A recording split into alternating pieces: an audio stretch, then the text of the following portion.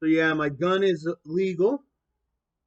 There's the RCMP paperwork from January 4th, 2022. Royal Canadian Mounted Police. We got my serial number, we got my fin, we got the model that I got, the make, all that.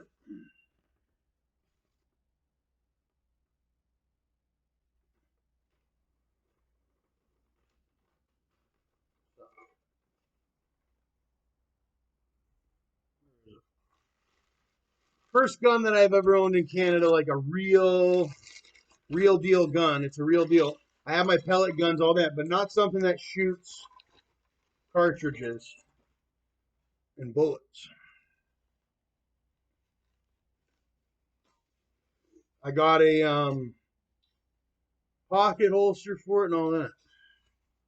Oh wow.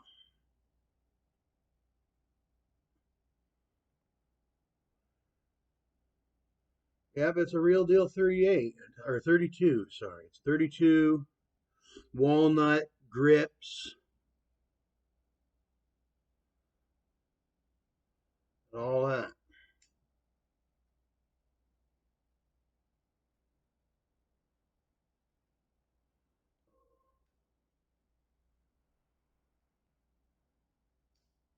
Yeah, you don't want to do that.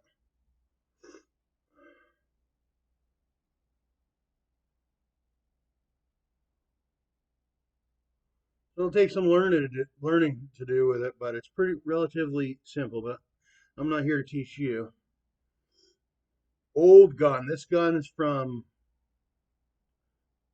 1880.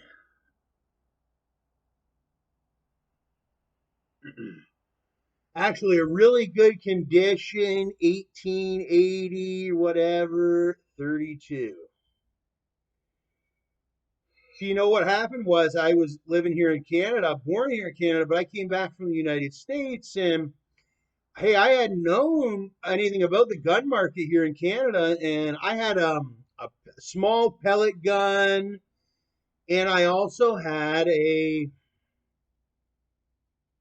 like a blank revolver. It was smaller than this, one of those ROMs. I just didn't see until I started having problems with some other people where they were breaking into my house. Actually, there was a murder in my family, a murder where one of my family members wasn't direct family, but friend. They broke into her house and murdered her with guns. So I was looking for. Oh, I always been one to follow the law. I got the money to follow the law. My dad followed the law and all that. So then I seen the antiques. You can get the antiques and all that. And then I found this really well gun post. And I found a really great seller in my area. He happens to be one of a kind. I mean, they have a lot of websites that sell these antiques, but I found a seller. He's got some really good quality antiques. Like this one was made in 1890 or whatever, but it looks like it just came off the store shelf. I mean, it looks new.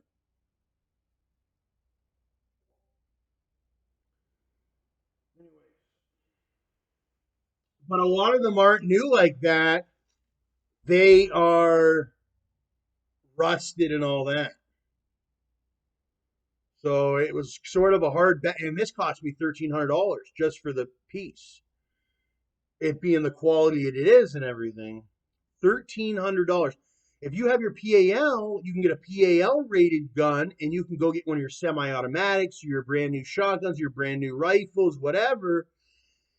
And that's only going to be $500, $600. So if you're going antique like I had to go, you pay a huge premium price. You pay over $1,000 just for a gun that usually would cost probably 500. You're paying 1,500 for and stuff like that. Actually, for 45 antique 45, $10,000. You're paying 10,000. Somebody with a PAL doesn't pay 10,000. They pay like 1,000 or 2,000 for a brand new spanking. I was watching Hickok 45 yesterday or whatever, and It's all unloaded and what have you. He had two different guns. He had a plastic Ruger. Wasn't plastic. It's that whatever. It's a nice plastic. It's a really nice gun. I said that's a really nice gun, and it only cost $400. And it's got this. It's the. And then he took the same exact caliber of a more expensive one, $2,000 or something. But it's the wood. It was all the whole frame of the gun is in wood, whereas the other one was Kevlar or whatever the heck. So you're paying $1,500 for the wood, for the expensive mahogany wood and what have you. This one's made of a good metal. I mean, what kind of metal did they say they were made of? I can see a little bit of blemishing on the backside here. This is real walnut wood. The grips. It looks like it's just blemishing a little bit. It could be wiped down a bit, I guess, if you really want to clean it. I think it's. Oh, I can see this used to be a different color. Oh, so because when you search these Wadsworth or what are these called? Forehand and Wadsworth. When you search these ones up and you search up the Terror, they're usually like a nickel-plated silver looking one.